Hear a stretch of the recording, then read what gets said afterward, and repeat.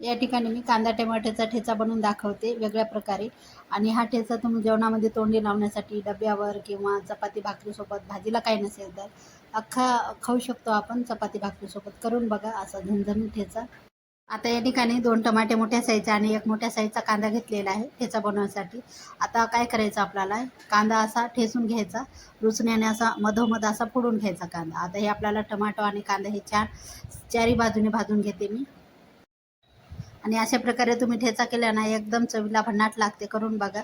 आता हे चारी बाजूने भाजून घेते आणि जास्त करपून घ्यायचा नाही. आता इथे पहा अशा प्रकारे हे भाजून घ्यायचं आहे. आता हे थंड झाल्यानंतर साल वगैरे थोडेसे काढून घेते मी. आता लोखंडाच्या तव्यावर मी हिरवी मिरची तिखट वापरते. इथे बघा तिखट मिरचीचा वापर केला. 7 ते 8 9 लसणाच्या पाकळ्या ते सुद्धा आपल्याला इथे आपल्याला भाजून घ्यायचे छान डाग येईपर्यंत. थोडंसं तेल टाकते मी, जास्त तेलाचा वापर आताच करायचा नाही. आता हे छान अर्धा चमचे जिरं, हे छान गॅस कमीला ठेवलेला आहे. कोथिंबीर सुद्धा टाकलेली आहे, स्वच्छ धुवून टाका.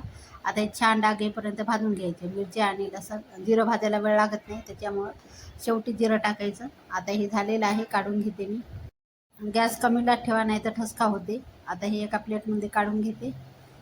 आणि इथे पहा थंड झाल्यानंतर काय करायचं, काढून थोडेसे साल काढून घेतलेले आहे टमाट्याचे आणि कांद्याचे. आता हे थंड करून मी खलबत्त्याला ठेचून घेते चवीप्रमाणे मीठ टाकून.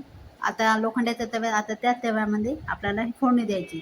थोडासा 1 चमचा मी तेल टाकलेलं आहे. थोडंसं तेलाचा वापर जास्त केला आहे मी, चमचा मोठा आहे. आणि आबडधोबडच असं खलबत्त्याला ठेचून घेतले मी. जर तुमच्याकडे खलबत्ता नसेल तर मिक्सरला फिरवा, पाण्याचा अजिबात वापर करायचा नाही. आता हे टाकून घेते मी, गॅस कमीला ठेवलेला आहे. आणि ठेचा म्हटलं ना खलबत्त्याला छान असा ठेचून मस्त लागते चवीला. करून बघा तुम्ही. आणि एक जीव छान करून घ्यायचा आणि हा ठेचा तेलामध्ये असा परतून घ्यायचा मस्त असं. आणि टमाट्याचं पाणी असते त्याच्यामुळे हे पाणी वाटत असेल तुम्हाला, हे पण तुम्ही आटून घेऊ शकता, नाही आटून घेतलं तरी चालेल.